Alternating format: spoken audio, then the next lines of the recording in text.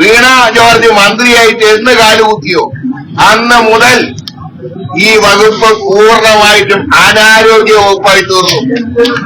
അതുകൊണ്ട് മുഖ്യമന്ത്രിയോട് ഒരു അഭ്യർത്ഥനയുള്ളത്,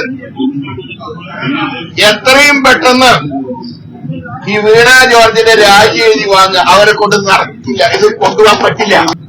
നിങ്ങളുടെ സർക്കാർ ഏതാണ്ട് ഉടുതുണിയില്ലാത്തൊരു മനുഷ്യൻ നടു റോഡിൽ നിൽക്കുന്ന അവസ്ഥയാണ് നിങ്ങളുടെ സർക്കാരിന്റെ ഇപ്പോഴത്തെ അവസ്ഥ എന്ന് പറയുന്നത്.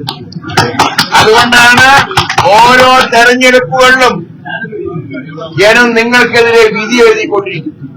പക്ഷെ ഒരു കാര്യം ഞങ്ങൾക്ക് അഭ്യർത്ഥിക്കാനുള്ളത്, ഇനിയും നിങ്ങൾ 8 മാസം കൂടെ ഉണ്ട് നിങ്ങൾക്ക് കാലാവധി.